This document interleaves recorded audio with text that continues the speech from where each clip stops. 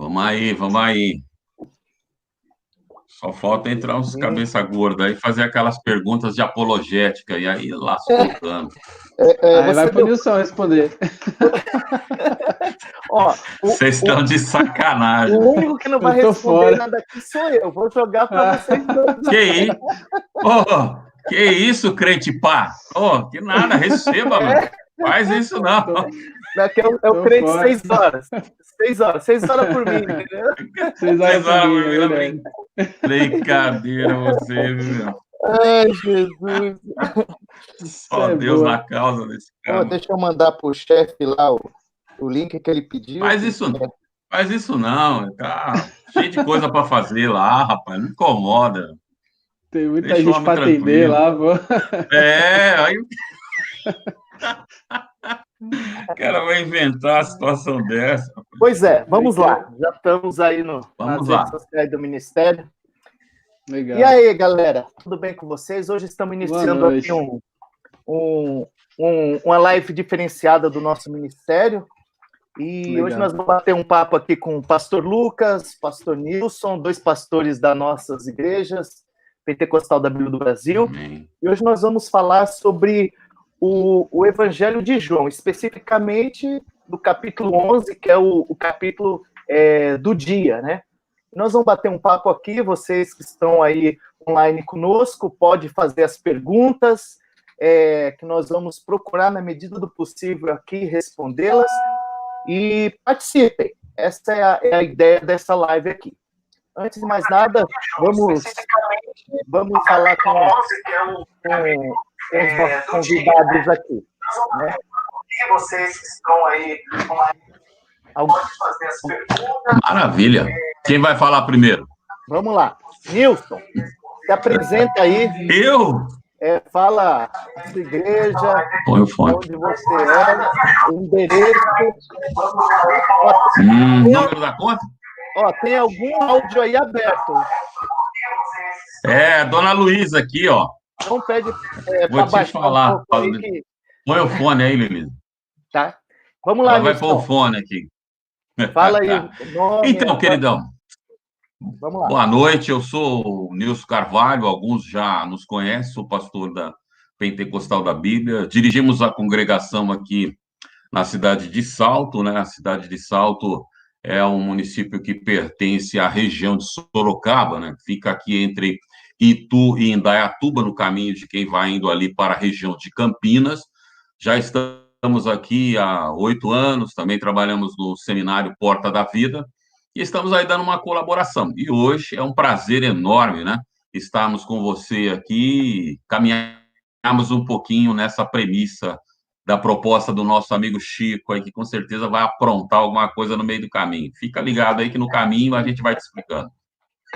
Lucas, vamos lá. O Lucas é um dos pastores mais jovens, acredito, do ministério hoje, né? Fala aí, Lucão. Provavelmente. Sou o Lucas, né? Para quem não conhece aí, tenho 28 anos, talvez seja mesmo, né? Dos mais jovens. Assumi a igreja do Jardim Beatriz, São Bernardo do Campo, ABC, Grande São Paulo, em novembro. São 6 meses aí, né? E beleza. Pertinho aqui, tá na Grande São Paulo aí. E tamo junto, vamos ver o que vem por aí. Pega leve aí, pô. E antes da gente começarmos aqui a falar sobre o capítulo 11, e aí, Lucas, como que está a questão na cidade aí, sobre o coronavírus, essa epidemia, como que está na cidade? Tá complexo, né? Assim, pra gente é tudo muito novo, né? Então, as informações que a gente tem são essas mesmas aí de jornal, né? De televisão, internet. E aqui no ABC a gente tem bastante casos confirmados já, inclusive. Na igreja, graças a Deus, a gente não tem nenhum caso, né? Já teve suspeitos aí entre familiares, e a gente tem procurado se preservar bem aí, né? Nesse sentido. A própria Prefeitura de São Bernardo colocou alguns decretos aí para dificultar, né, o acesso das pessoas aí na rua, chegou inclusive a colocar alguma lei aí para multar os idosos que estivessem transitando, depois, né, o juiz derrubou, mas está uma situação delicada, tá bem ainda muito sem perspectivas, né? A gente tá tomando muito cuidado, na verdade. Legal. E aí, Nilson, em Salto, como tá as coisas? Bom, aqui é um pouco diferenciado porque é uma cidade pequena, né? Nós estamos alcançando aí agora a faixa de mais ou menos 130 mil habitantes. Então, uma cidade relativamente pequena, atendeu, né, a solicitação do governador para o isolamento social, e com isso ela virou quase que uma cidade fantasma. Haja vista que no interior ele tem uma característica interessante, porque assim, a economia, o custo de vida é mais alto, e as portas, né, de trabalho, local de emprego, ela é diferenciada porque, assim, a pessoa monta lá uma empresa, ali trabalha o marido com a mulher, cresceu um pouquinho, aí coloca um filho para ajudar. Até esta empresa, vamos dizer assim, ela tem condição de contratar 1 ou 2 funcionários, ela já precisa ter crescido bastante. Então, é economia quase que familiar, vamos dizer assim. Então, ela deu uma parada muito boa, está funcionando mais mais do que foi aí aberto, está na exceção, vamos dizer assim, pessoal de saúde, locomoção, serviço de emergência, urgência de hospital, segurança pública e etc. Então, está tranquilo. Nós tivemos poucos casos na cidade confirmados, tanto na questão de óbitos, quanto na questão de pessoas infectadas, e acredito que, inclusive, na região, já atendeu uma orientativa do governador, e o que está acontecendo? Jundiaí já tem decreto, Sorocaba já tem decreto, Araçoiaba da Serra já tem decreto, né? Agora, ouvimos que Hortolândia também já houve uma liberação, então, estão começando a liberar gradativamente, né? As pessoas atenderam, aqueles que estão atendendo comércio, alimentos, essas coisas, todos com máscara para poder funcionar abertamente, e grande parte da população também, no seu ir e vir, também já está usando máscara. Então, aqui está bem mais tranquilo, até porque é diferente, por exemplo, do Lucas lá em São Bernardo do Campo, que é um grande município, você que está em São Paulo, que, né, digamos, é a capital do estado, então fica muito mais difícil, tanto que em São Paulo o governador está tendo dificuldade, o prefeito, porque não consegue alcançar ali aquele mínimo de 50%, né? Aqui eu diria que nós estamos aí na faixa de uns 60%, mais ou menos, que está bem mais tranquilo por ser uma cidade menor. Vamos crer que logo isso vai passar, né? Vamos lá, pessoal. Então, com certeza. Nós estamos hoje no capítulo 11 de João, né? Um evangelho bem característico. E eu queria ver com vocês, assim, um resumo, na visão de cada um de vocês, sobre este capítulo. Uma visão, pode ser escatológica, uma visão que vocês entenderam, uma visão bíblica, do que vocês acham deste capítulo 11 de João. Começa então, Lucas, você. Legal. Achei até interessante, Chico, porque quando a gente começou a fazer o plano de leitura, para a gente, a nossa comunicação tem sido um desafio, né? Então, assim, a gente se falar, né, entre os membros, entre as pessoas aí, até familiares, né, tá bem difícil, né?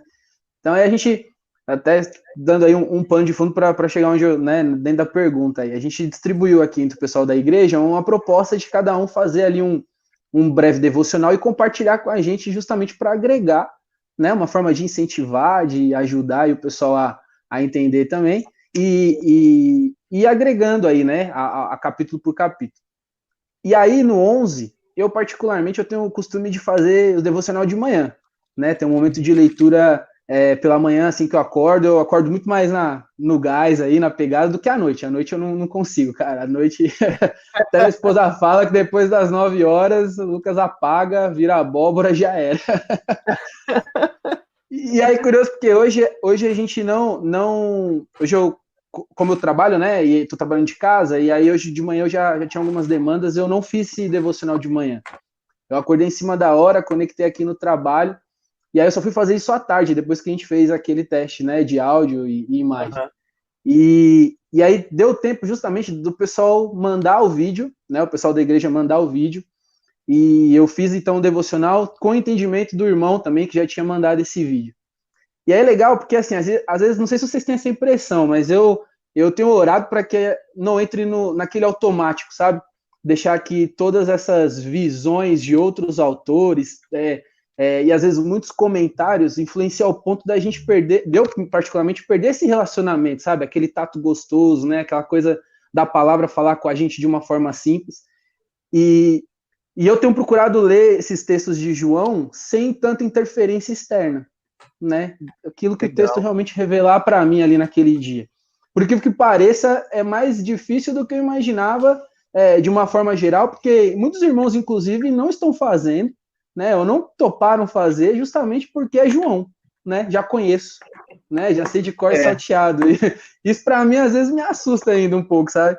E eu achei interessante porque o texto fala, né, sobre a ressurreição do Lázaro, e sem colocar tanto o contexto em si, né, ou tantos comentários, ou tanto estudo dentro desse texto, me chamou principalmente a atenção como que Jesus, né, o fato da intimidade com Jesus, não nos afasta da dificuldade, do sofrimento, da dor, né?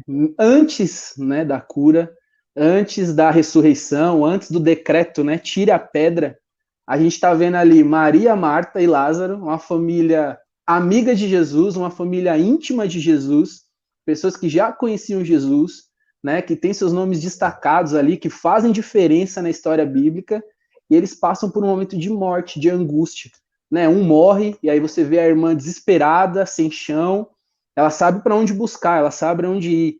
E aí Jesus, né, inclusive ele poderia ir na hora curar, né? Ele poderia inclusive ter feito isso até à distância, né? Via Wi-Fi, né? Poderia ter feito isso porque ele é Jesus, ele poderia fazer como ele quer. Uma palavra, né? Da onde ele estivesse, né? Como a palavra de onde ele estivesse, era amigo dele, né? Era Lázaro. Mas não, ele permite aquele momento de dor, né? E aí Deus falou comigo.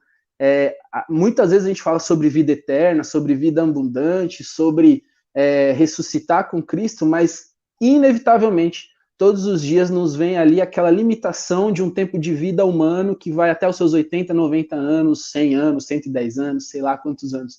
Mas vencer com Cristo, né? Ter a cura em Cristo, ter a vida em Cristo, ter o descanso em Cristo, de fato ele já existe, já é real.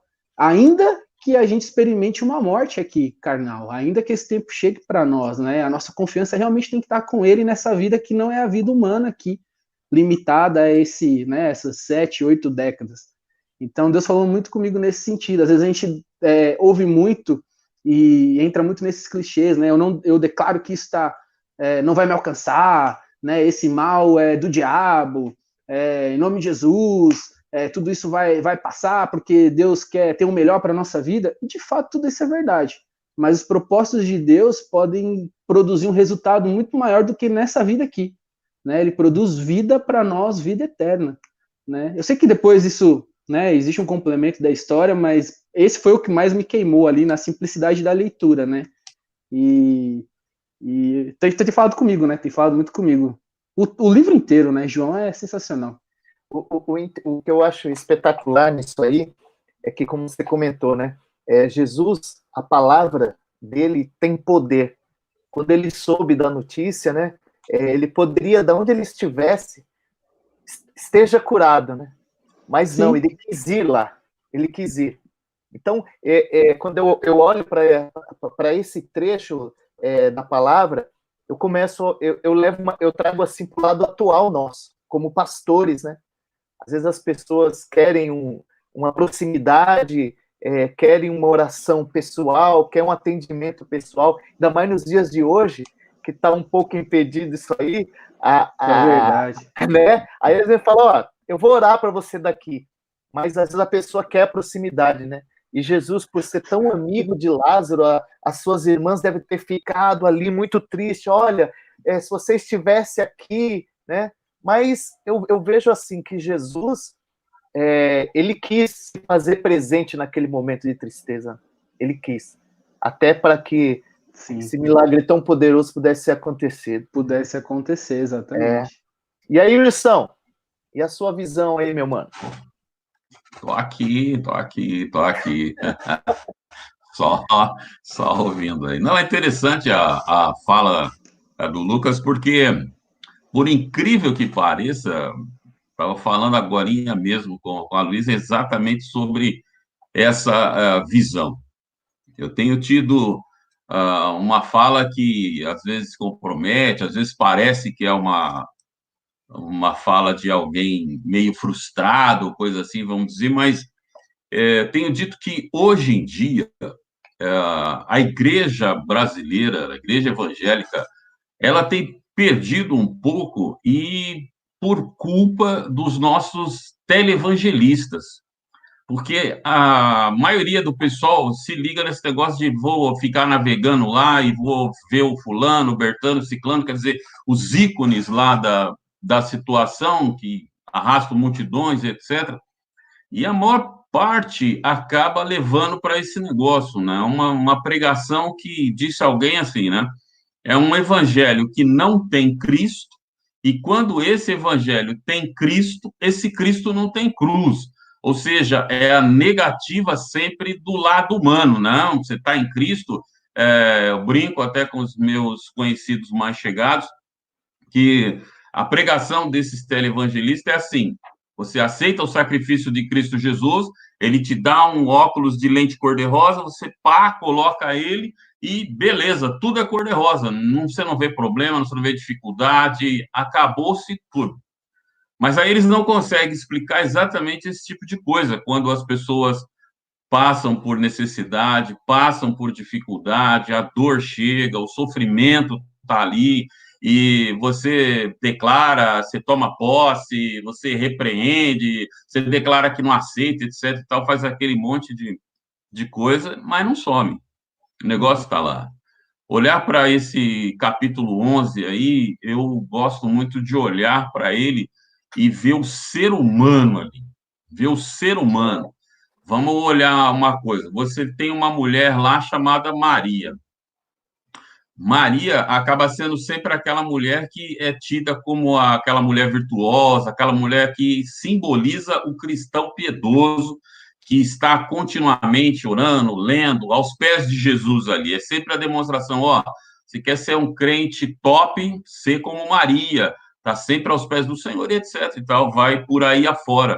É a mulher que unge o Senhor, é a mulher que seca lá os pés com os cabelos, barará, barará, barará. Mas quando chega nesse momento em que elas mandam um aviso para Jesus de que, e olha como elas falam, olha, não é Lázaro, não é, olha, nosso irmão, elas dizem, olha, aquele a quem você ama, ou seja, aquela pessoa que é especial para você, tá? Ela está numa dificuldade, precisa de você. Aí a gente nota a primeira coisa, é, a soberania de Deus. Isso é o que tem sido negado por aí fora. Era alguém que Jesus amava, que João faz questão de frisar que era uma família que ele amava. Quando ele estava na região, ele gostava de estar com eles, tinha um prazer de estar com eles, mas Deus tem um plano. E o plano dele aí também vai contra os televangelistas. A questão de você orar vai mudar Deus. Você ora, move a mão de Deus. Você ora, Deus se inclina. E eu digo sempre, olha, você ora e não vai mudar nada em Deus. Pode orar plantando bananeira, não vai mudar Deus. Mas, quanto mais você orar, mais vai mudar a sua vida. Isso sim. Você vê que elas clamam, pedem lá, e ele fala, não, eu tenho um plano e eu vou continuar seguindo esse plano. Eu não vou lá agora. Vai ter um tempo pré-determinado que eu vou chegar lá. É soberania de Deus. Ele chega no momento em que ele pré-determinou e acabou. Segunda coisa é que quando Jesus, após um tempo, está chegando lá, a gente vai olhar o texto e diz que a primeira que vem é Marta, não é Maria. Quando recebe o aviso, aquela que estava lá preocupada, aquela que era o crente materialista, aquela que era o crente que estava envolvido só com seus negócios, aquele que era o crente social, é o que vai lá, é o que chega. O crente bam, não vai. Por quê? Ela estava frustrada, meu irmão. A história mudou, né? Mudou. Eu orei, eu pedi, eu clamei, eu chorei, eu fiz campanha. Aleluia! Jesus, ó. Nem tchum. ela é a frustração, é aquele negócio de você tentar algo, não consegue, o ser humano, quando ele se frustra com alguma coisa, é onde ele se prostra, é onde ele se queda, e na vida, na espiritualidade, na vida cristã, normalmente quando você sofre uma frustração, você acaba se retraindo, né? E é o que nós percebemos lá em Maria. Ela ouviu, mas agora que ele chegou, agora não tem mais o que fazer, já morreu, tanto que é a fala das duas, né? Se estivesse aqui, meu irmão não teria morrido. Então, indiretamente, nós podemos perceber aí aquela questão da síndrome de Adão. Quem te revelou? Aquela mulher lá, aquela tranqueira que você me deu, aquele problema que você me arrumou, me meteu essa roubada aí. Né? Aquela coisa de você, o que você fez, Nilson? Eu não, foi o outro, a culpa é dele. Então, e percebe o amor de Deus em cuidar delas ali. Aí vem isso que o Lucas pontuou muito bem aí, é que nós precisamos mostrar para o povo, olha, a pandemia, o Covid, o isolamento, o desdobramento disso, com certeza vai doer e vai doer em todo mundo. Nós víamos saindo de uma...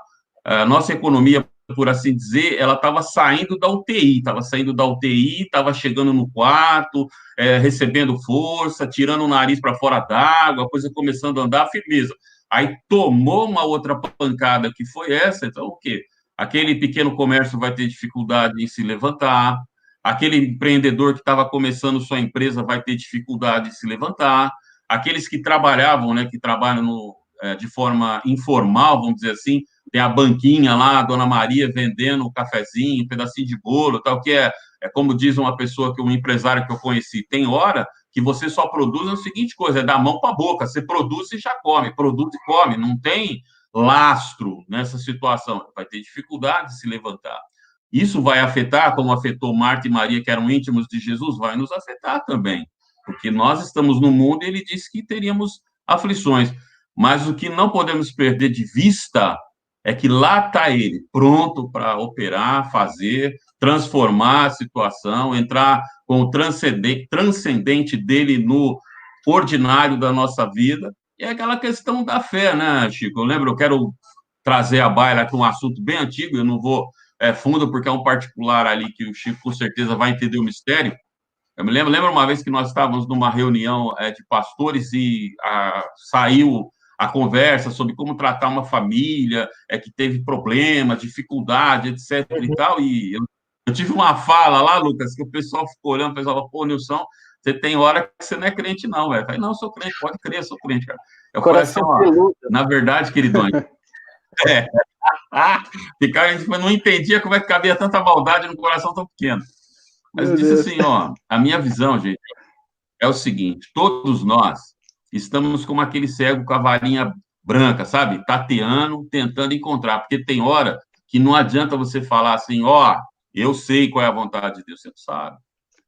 Você não sabe, porque, por exemplo, eu estou padecendo aqui, nós estamos correndo, cuidando com a minha esposa que teve câncer. Agora, aí tem dois crentes lá, tem a mesma enfermidade, o mesmo grupo de fé, os mesmos irmãos. Ora, um Deus recolhe, o outro ele cura. Aí você vai dizer que sabe qual é a vontade dele?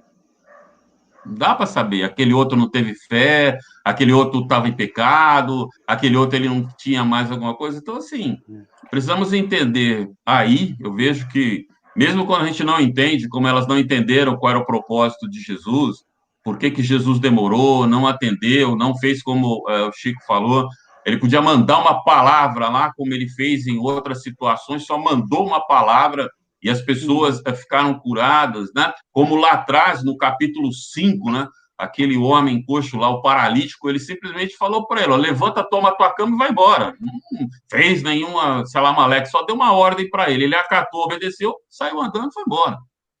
Então, a fé é isso. Muitas vezes não acreditar naquilo que a gente não vê, não entende, não sabe. Eu simplesmente entendo, eu aceito, porque eu creio que aquele que está falando é poderoso para fazer. Eu vejo que nesse capítulo aí há essa situação, sem, né, de grosso modo, sem entrar nas questões aí que o pessoal fica criando o caso, a grosso modo é isso. Vejo o ser humano vejo que é uma mensagem importante para nós, hoje, nessa situação, de que mesmo não sabendo o que vai acontecer lá na frente, mesmo não sabendo se no dia 12 voltaremos à vida normal, mesmo não sabendo se amanhã vai nos atingir ou não essa dificuldade, o que nós sabemos hoje, com certeza, ele está conosco. Aparentemente está longe, como Maria e Marta achavam, só que os profetas dizem, por acaso sou eu Deus apenas de perto e não de longe? Quer dizer, mesmo que você sinta que ele está longe, ele está aí perto. Não te deixarei, nem te desampararei. Estou contigo até a consumação dos séculos. É show de bola, maravilha. Amém, meu Deus. E a última palavra é dele, né? Não, e a última palavra é dele. Ele é soberano. A última palavra é remove a pedra e vem para fora. Exatamente. Então, independente do... Vamos para cima! Como o Nilson falou, para a gente é tudo muito novo, é uma surpresa. E não tem como a gente se colocar numa posição de adivinho, de sabe tudo. O que a gente vai colocar aqui é especulação, né? Para a situação da igreja, para a situação da economia, né? Para os empregos, né? Para a nossa situação psicológica. O que a gente tem que crer que a última palavra é dele, é remove a pedra e vamos embora que vocês estão comigo. Uma coisa Aleluia! Uma coisa que eu achei bem interessante nesse capítulo 11 é que dos milagres que Jesus fez, né, poucos foram tão registrados com detalhes, né? Desde o aviso, a caminhada de Jesus até o local, as suas irmãs se encontrando. Esse milagre aqui de Lázaro, ele foi veio com tantos detalhes, né, sobre o que iria acontecer, que eu achei muito interessante, assim, sabe? Porque as coisas de Deus, às vezes nós não entendemos naquele primeiro momento, não entendemos nas situações, mas é entre os detalhes, né? Que às vezes onde nós, às vezes, esquecemos dos detalhes, da maneira que foi, como chegou, por quê e a razão, que a gente já quer ir direto, né? Sem perceber os detalhes. E aqui não, esse milagre de Lázaro veio falando, veio narrando, né? Tanto que nós olharmos lá em Lucas, né? Jesus, quando chega lá na aldeia, se hospeda na casa de Marta e Maria, aí tem tudo aquilo que o Nilson falou, de escolher a melhor parte, tal, outra preocupada com isso, e aqui mostra também a intimidade de Jesus com a família, né? A família era muito amiga de Jesus, e Jesus, né, Deus poderoso, né, ele se coloca, como brilhantemente o Nilson falou, ser humano. Ele se coloca ali sentindo a dor também daquela família, né, demonstrando compaixão, e isso, cara, é espetacular, é espetacular. E depois nós vemos que tudo isso traz também o milagre que Jesus realizou ali, mostrando para o mundo o que ia acontecer com ele também, né? Que ressuscitaria no terceiro dia, não é verdade? É verdade. Exato. Acrescentem aí, fique à vontade. Muito bom. Vai lá, Lucas. Eu acho dá que lugar aí, deixa assim, Deus te usar. Amém. Não, eu acho que isso mostra, é o que você falou, acho que só mostra o quanto que é importante, quanto que aquela família era importante para Jesus e o quanto que esse tempo também era importante para ele, né? Você vê a mulher, não que os outros milagres não tenham sido importantes, mas são poucos que você vê sendo chamados pelo nome durante a caminhada de Jesus, né? Pelos encontros que ele tem.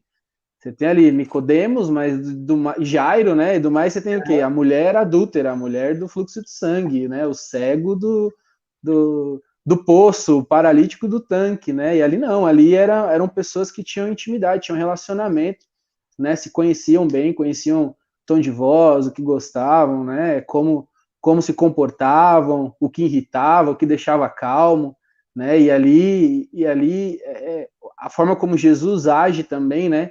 Que ele já é do meio para o final, né? Jesus também, aquele milagre ali, causa não só palavras de bênção e edificação de fé, mas também causa alvoroço e também é um dos pontos ali que fazem os que o perseguiam tomarem atitude de falar, não, agora é a hora, vamos prender, a gente vai ter que fazer uma emboscada aqui para pegar ele, né? Então, assim, aquela cura ali também, né? A atitude que Jesus tem ali em se entregar e talvez em se expor né, e correr todo esse risco, vamos falar humanamente, né, não, dentro da sua humanidade, né, em correr todos os riscos, em se expor tanto nesse sentido, é porque aquilo era importante para ele, era importante para aquela família, né, e aquele sofrimento também, aquela situação que eles estavam falando, de certa forma, mexeu também com o coração desses que escreveram, desses que testemunharam. Então, acho que o ponto aí, acho que o nome aí é intimidade, relacionamento, né? Isso faz a diferença. Ô, Lucas, eu não fui resistente quanto a você não olhar a visão de outros, né? Eu fui buscar nos comentários, aí tem um escritor que eu também olho, cara, porque... Não, mas eu não resisti, eu fui... Mas sabe por que eu falei isso? Porque como o pessoal tá gravando, e foi um negócio legal aí, que foi incentivando o pessoal da igreja aqui, e aí eu falei, poxa, eu quero ouvir ali naquela simplicidade, sabe? Depois em outro momento, é óbvio, né? Isso não é... Não tô falando que isso não é importante, né? Se eu falar isso, eu tomo uma bronca, aí o Nilson me bloqueia. Não, que isso? Ele já me dá nota baixa na F lá, imagina falando um negócio desse, né? Então, aí eu fui vendo... porque, assim, eu falei, eu não quero ter minha visão nesse momento, né? Eu falei, Deus, fala comigo de uma maneira gostosa. Eu já li João, né? A gente já estuda sobre o assunto, mas eu quero ouvir ali na simplicidade. Fala comigo agora nesse momento, né? O que o Senhor quer falar comigo. Realmente fazer um devocional, né? Por isso que eu falei. Sim. Aí eu li um comentário do Hernandes Dias Lopes, né? Que ele fala que esse milagre de Jesus está no Evangelho de João especificamente. Aí eu falei, puxa, mas por que não está nos outros, né? Aí eu comecei a ler um comentário do Hernandes, aí ele escreve lá que talvez que não estão nos outros evangelhos, porque nessa época aí, na época que eles escreveram, talvez Lázaro estaria vivo, né? Então, por isso que a história não foi contada nos outros. Então, eu não resisti, eu fui... Muito legal. Eu fui buscar. E aí, Nilson, acrescenta mais uma coisa aí. Meu Deus do céu. Meu Deus, aí é profundo, hein? Não, eu respeito e tudo, mas é aquela questão, né? Depende na verdade, depende muito da profundidade que você quer chegar, onde você quer esmiuçar da coisa, né? É evidente que nem nós estamos fazendo lá aquelas devocionais no Salmo. E uma coisa interessante de instrução, quando você vai, principalmente para o livro de Salmo, que é o Minário, é você fazer aquela coisa ali. Você lê, primeira coisa, regra de hermenêutica lá, procurar entender lá e então. O que essa palavra aqui significou para aquele povo naquela ocasião? É uma orientação muito boa. Num segundo momento, você lê tentando entender dentro do texto o que aquilo significou para aquele escritor, aquela pessoa que escreveu ali aquele texto.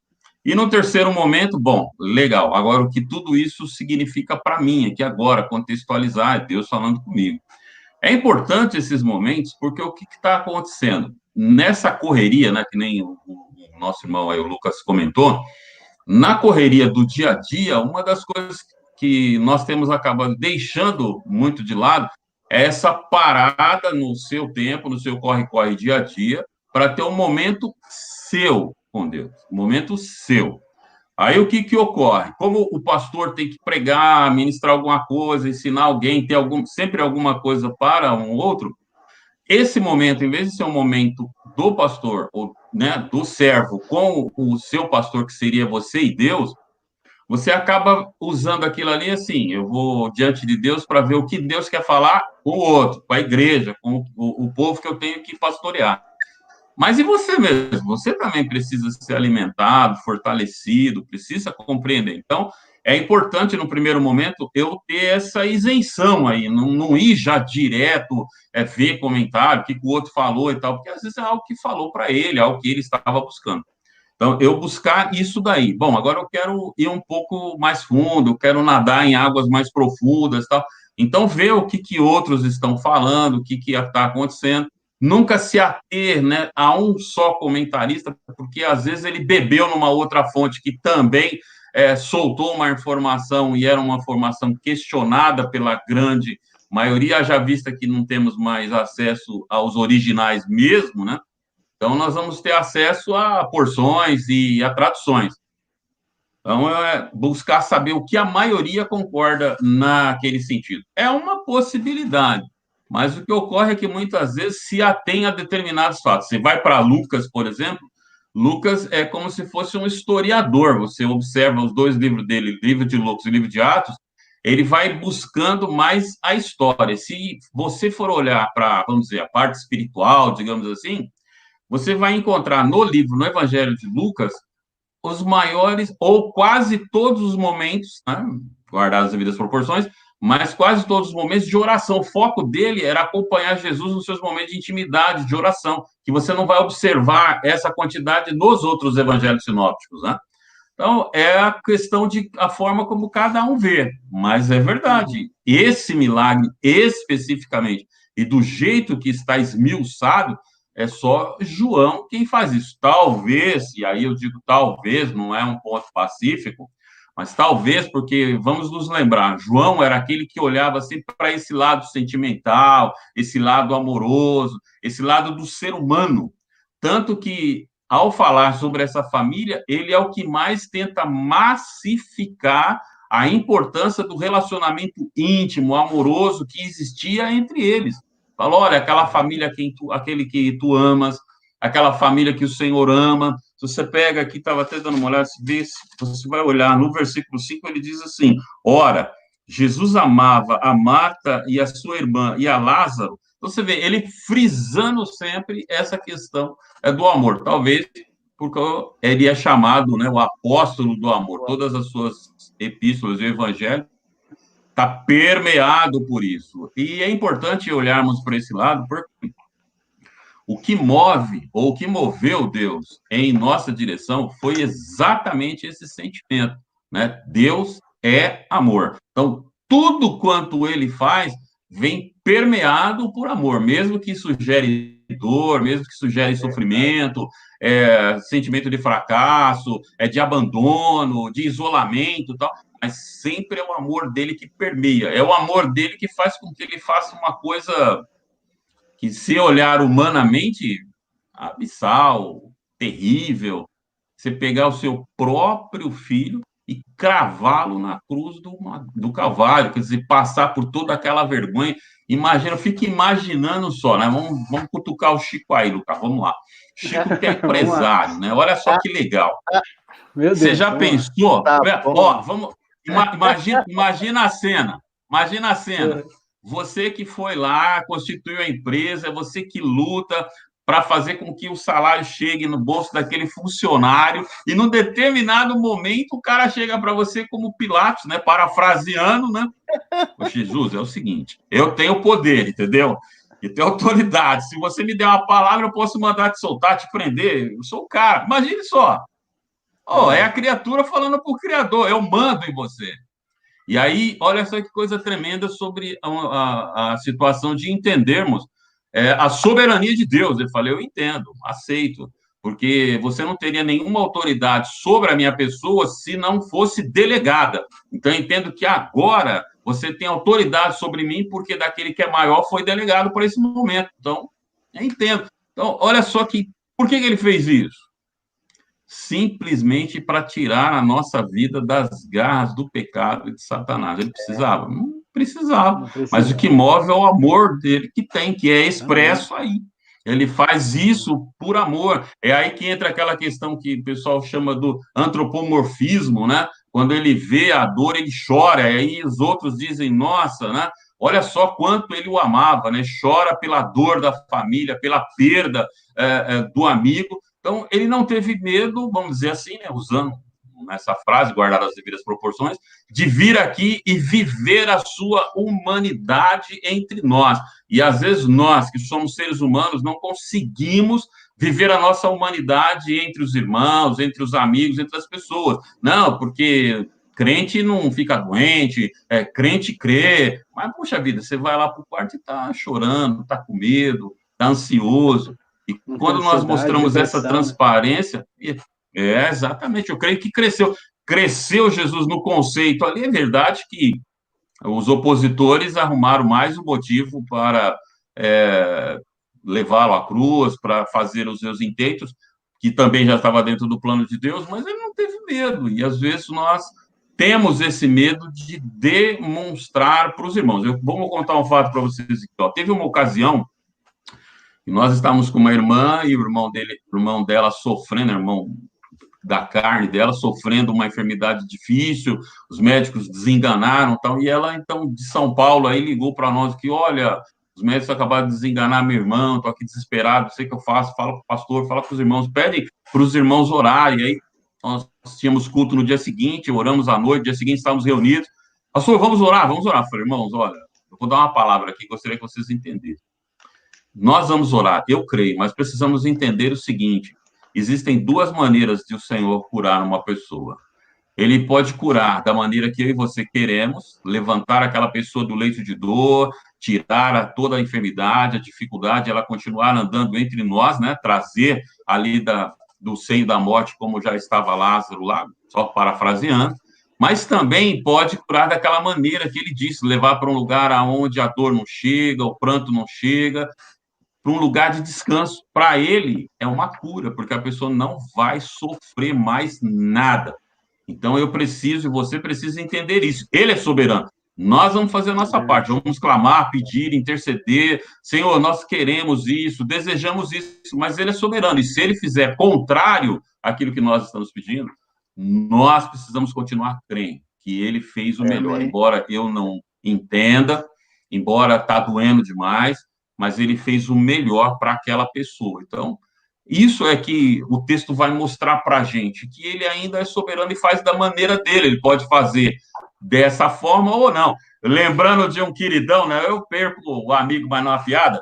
Lembrando do irmão uma vez, há muitos anos, eu era da metodista ainda, ele disse assim, irmãos, nós precisamos entender uma coisa. Um dia, nós vamos orar e Jesus não vai curar. Você vai morrer, cara, entendeu? A gente vai orar, ele não vai curar e você vai morrer. Por quê? Está determinado por Deus. Um dia nós vamos morrer. Quando é? Eu não sei. É hoje, amanhã, depois? Não sei. Mas nós vamos. Ele não ressuscitou Lázaro? Ah, e depois Lázaro não morreu de novo? Alguns comentaristas, né, que nem o Chico lá, o Chaplin, afirma que Lázaro viveu após a sua ressurreição mais ou menos aí uns 30 anos. Show de bola, mas morrendo. Então, um dia a gente vai... E uma coisa também, né, que eu vejo nesse texto, é o resultado desse milagre nas outras pessoas, né? Tudo que Jesus faz tem um resultado. Não simplesmente não faz por fazer. O povo ali que estavam todos ali esperando para ver o que ele ia fazer. Ah, agora eu quero ver. Agora eu quero ver o que ele vai fazer. Jesus chega, né? E manda tirar a pedra e chama o Lázaro. Então, no meu ponto de vista, eu vejo assim: a partir do momento que Lázaro sai, o impacto foi automático, principalmente naqueles que duvidavam, né? Porque aquele momento ali era crucial, né? Era crucial. Eles provavelmente já estavam prontos ali para xingar ou apedrejar Jesus, né?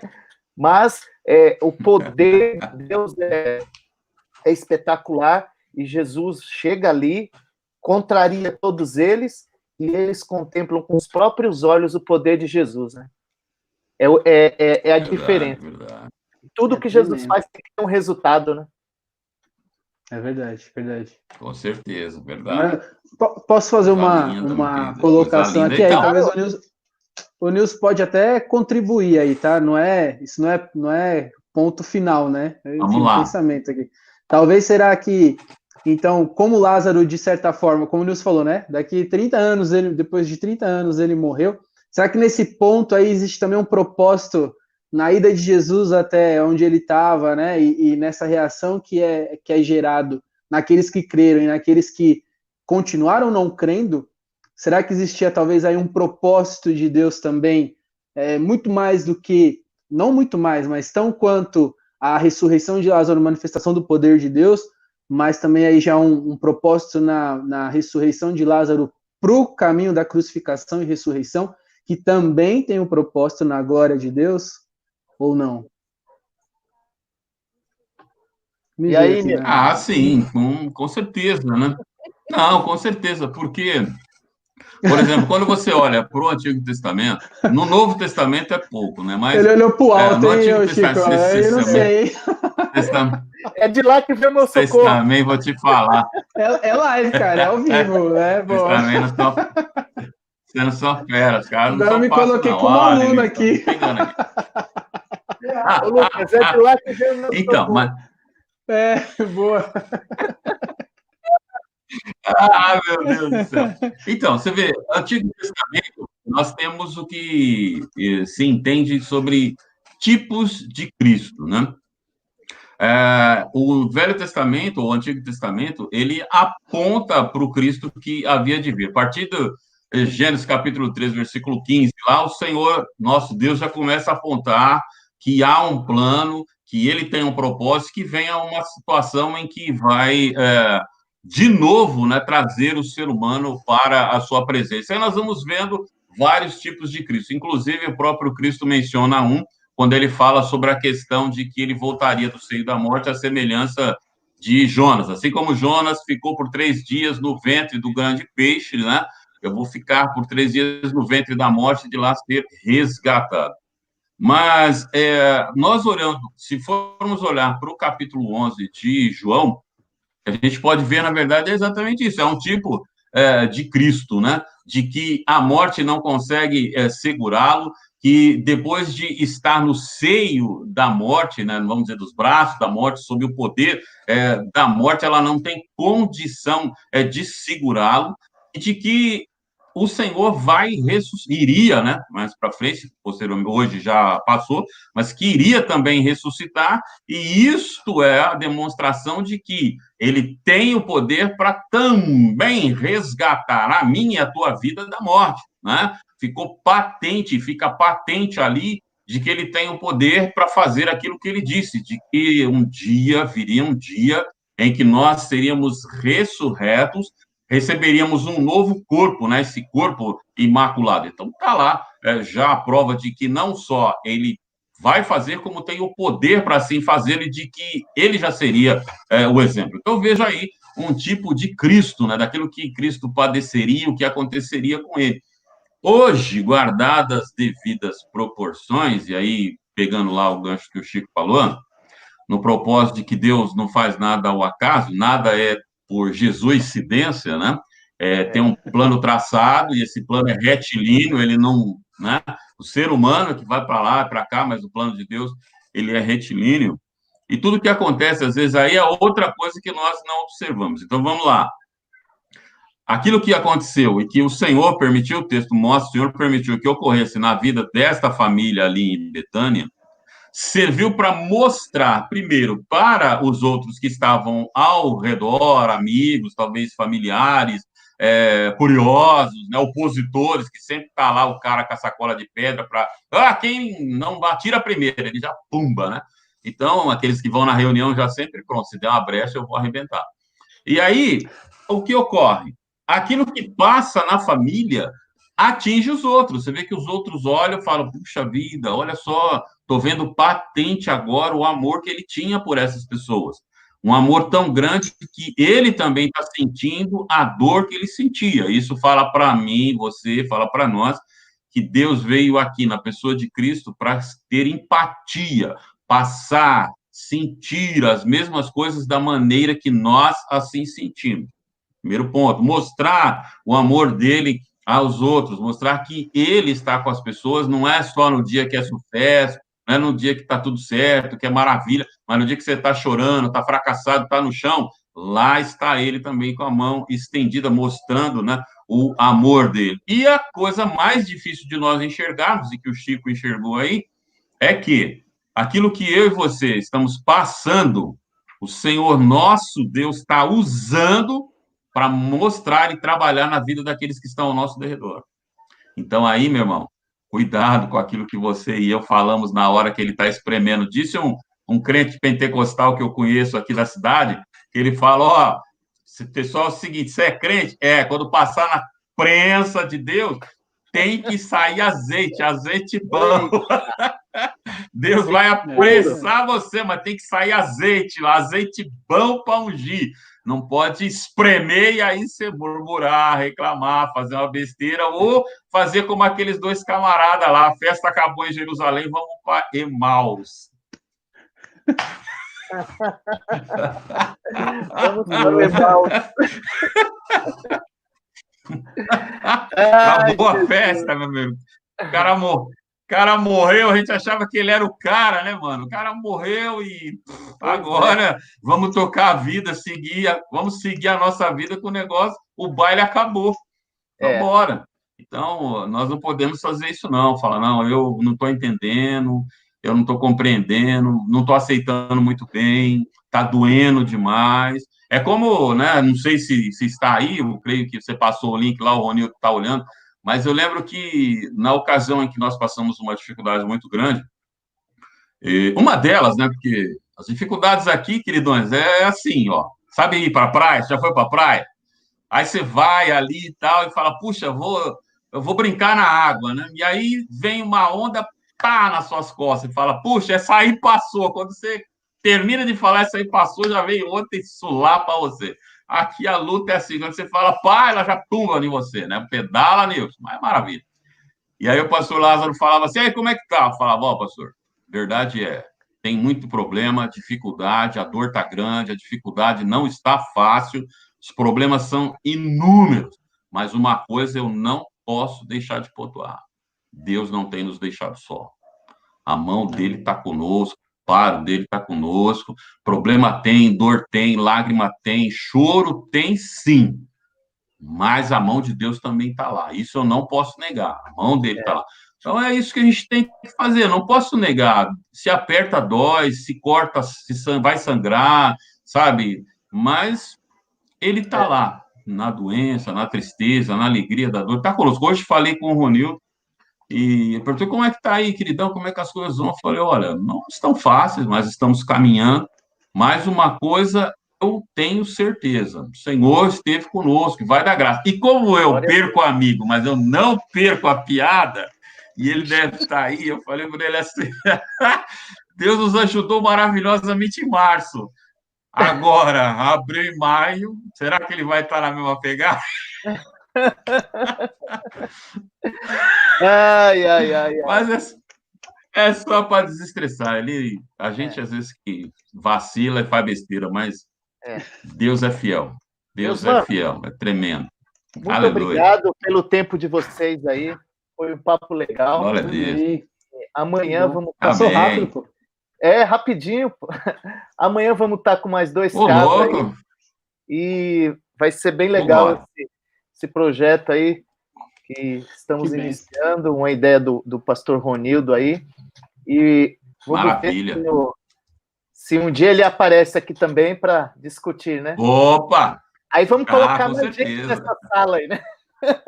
Pô. Eu e o Lucas... Eu e o Lucas já passamos, hein, meu? Não esquece disso. Não, mas foi muito bom, cara. Foi legal. Você só manda o link das outras falas para a gente encher de pergunta. Tá. Isso aí. Quando for outras pessoas, eu não vou passar o link para quem já fez, entendeu? Mas foi muito bom. Assim acabou. Aí acabou a brincadeira. Obrigado vocês pelo tempo aí de vocês. Sei que vocês têm um dia bastante cheio e abriram esse tempo aí para nós, foi muito bom. Os irmãos que assistiram aí, Deus abençoe. Amanhã vamos também estar em outra live aí. Quem puder participar, participem. E eu só tenho a agradecer vocês aí, Lucas e Nilson. Amém, obrigado aí, Deus abençoe. Obrigado pelo convite, obrigado, Nilson, aí. E falar das coisas de Deus muito bom, cara. Isso aí a gente tem que ter tempo. Essa, na verdade, eu acho que é o tempo mais importante do nosso dia, né? É verdade. Eu tenho buscado praticar isso e falar disso para quem eu puder. Eu gosto demais. Isso aí. Se quiser chamar de novo, a gente tá aí, né, não, Nilson? Opa, vai ter outra oportunidade. Opa! Deu brecha, a gente entra. Isso aí. Valeu, Nilson. Obrigado, Lucas. Maravilha. Vocês aí, a família. Dê um abraço a todos da família aí. E até a próxima, se Deus quiser. Amém. Deus abençoe. Amém. Deus abençoe vocês aí. Tchau, Obrigado, tchau. pessoal que participou. Deus abençoe. Tchau. Amém. Valeu. Amém. Tchau.